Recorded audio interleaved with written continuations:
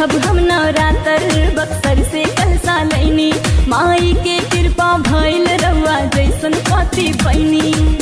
भूख जनी 9 दिन गड़बड़ा जईबू सलोनी के मम्मी दुबारा जईबू। भूख जनी 9 दिन गड़बड़ा जईबू सलोनी के मम्मी दुबारा जईबू।